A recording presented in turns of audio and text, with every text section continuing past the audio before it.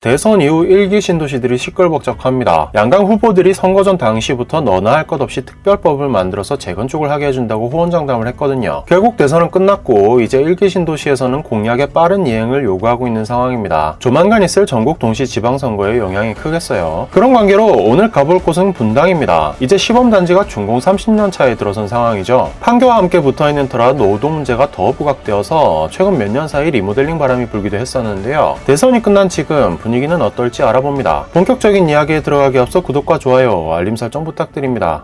지난 3월 26일 분당에서는 분당재건축연합회가 분당재건축 촉구 주민 결의대회를 열었습니다. 200여 명의 주민과 정치인들이 모인 자리에서 1기 신도시 재건축 특별법 입법 추진 등을 촉구하는 목소리를 냈죠. 여기에 1기 신도시 재건축 특별법은 윤석열 당선자의 공약인 1기 신도시 재정비 특별법을 지칭하는 말로 보이는데요. 이건 용도 변경과 종상향을 통해서 용적률을 늘리고 안전진단이나 재초안 등 재건축 규제를 완화해서 재건축을 장려하겠다는 계획입니다. 이러면 1기 신도시에 10만 가구를 추가로 공급할 수 있다고 하네요.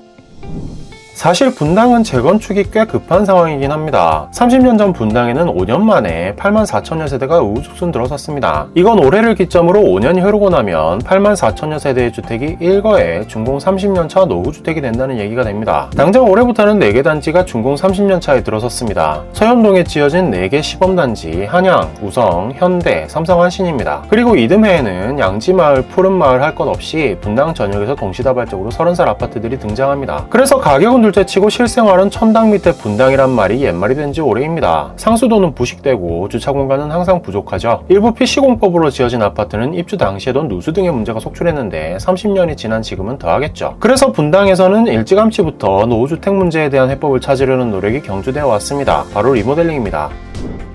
성남시는 그동안 꾸준히 분당의 리모델링 사업을 지원해왔습니다. 관련 조례를 제정해서 지자체 기금으로 리모델링 조합을 지원했을 정도입니다. 실제로 결실도 상당했습니다. 정자동 한솔마을 5단지와 구미동 무지개마을 4단지는 최근 사업계획 승인을 받아 올해 중 착공을 목전에 두고 있습니다. 정자동 느티마을 3단지와 4단지 그리고 야탑동 매화마을 1단지는 도시계획 심의를 통과했고요. 야탑동 매화마을 2단지도 조합 설립에 성공했습니다. 이 단지들이 리모델링을 추진한 건 현실적인 이유에서입니다. 일단 재건축은 준공 30년이 지나야 하는데 당시 분당의 아파트들은 준공 30년이 몇 년 남은 상황이었죠. 몇 년을 더 참는다 하더라도 서울에서는 50년이 된 단지들도 안전진단을 통과하지 못하고 있는데 분당이라고 일사천리로 통과된다는 보장도 없었고요. 반면 리모델링은 준공 15년만 지나도 추진할 수 있고 안전진단 기준도 상대적으로 완화되니 사업이 더 수월합니다. 부수고 새로 짓는 게 아니라 고치는 것이니 공사 기간도 상대적으로 짧고요. 게다가 재건축 수익성에 대한 의심도 있었습니다. 여기에 대해서는 전문가 여러분들의 의견도 분분하긴 합니다. 이미 분당은 용적률이 평균 184%로 너무 높기 때문에 무너뜨리고 새로 지어도 사업성이 안 나온다는 겁니다. 처음부터 세대수를 많이 넣기 위해 높게 지었기 때문에 새로 지어도 세대수가 많이 늘어나지 않거든요. 이 얘기는 뒤에 좀 더 자세히 하죠.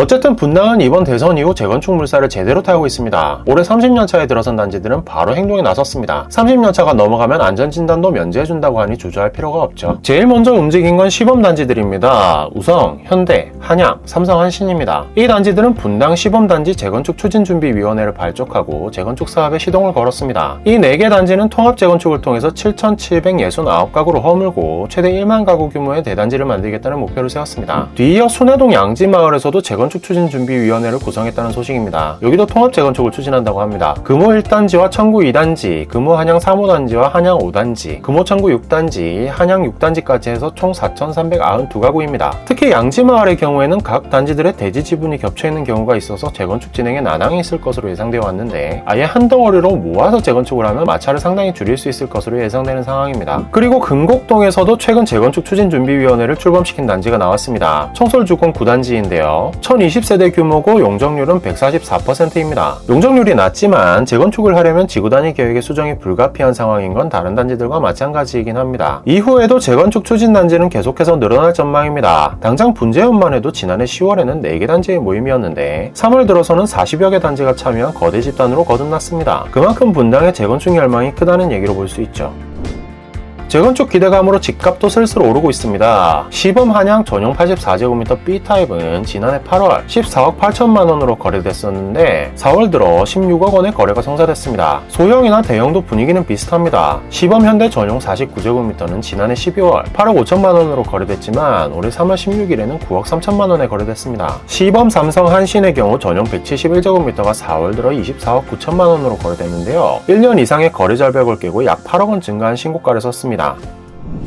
불안 요소가 없지는 않습니다. 재건축은 기존 아파트를 무너뜨리고 아파트를 다시 지었을 때 늘어나는 세대수로 일반 분양에서 수익을 내는 구조죠. 세대수가 많이 늘어나지 않는다면 수익이 나질 않으니 사업을 진행할 수 없는데 분당은 이미 용적률을 꽉 채워 아파트를 올렸기 때문에 재건축을 해도 남는 게 없다는 겁니다. 업계에서는 통상 재건축 마지노선을 용적률 200%로 보고 있는데요. 실제로 시범 우성의 경우 용적률이 191%고요. 시범 현대는 194%, 시범 한양은 201%, 삼성 한신은 191%입니다. 아주 빠듯한 수준입니다. 용적률 상향은 그래서 나온 해법입니다. 윤석열 당선인의 보관은 역세권의 2, 3종 일반 주거지역을 준주거지역으로 상향해서 용적률을 500%까지 늘린다는 것입니다. 그러면 용적률이 늘어나니까 수익성도 많이 늘어나겠죠. 일각에서는 용적률이 크게 늘지 않더라도 수익성에 문제가 없다는 의견도 있습니다. 분당은 대형 아파트 위주로 공급됐기 때문에 중소형 위주로 잘게 쪼개서 새로 짓는 마이너스 재건축이 용이하다는 겁니다. 그럼 세대수가 늘어나고 일반 분양분이 많아지니 사업성이 개선되겠죠. 실제로 분당 신도시는 전용 85제곱미터를 초과하는 대형 물량이 35,824가구로 전체의 38.8%에 달합니다. 일기 신도시들끼리 비교해봐도 압도적으로 많은 물량이죠. 그렇게 대형 아파트가 많다는 일산도 대형 비중이 전체의 27%입니다. 이렇게 보면 마이너스 재건축론도 아주 그럴싸하게 보이네요. 제일 크고 확실한 문제는 역시 시간입니다. 100세대도 아니고 100여 개의 단지들을 일거에 재건축할 수는 없는 일이죠. 올해 3월 기준 분당 신도시 15만여 가구의 수요가 수도권에 일시에 쏟아지면 재앙이 되고 말 겁니다. 참 어려운 문제네요.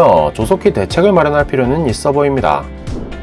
오늘은 대선 이후 재건축 열기가 뜨거운 분당 신도시를 돌아봤습니다. 물론 다른 일기 신도시도 확인해봐야겠죠. 지금 일산 신도시 재건축 시장을 다룬 콘텐츠가 기획되고 있으니 조만간 만나보실 수 있으실 겁니다. 오늘 이야기는 여기까지입니다. 이야기가 마음에 드셨다면 구독과 좋아요, 알림 설정도 부탁드립니다.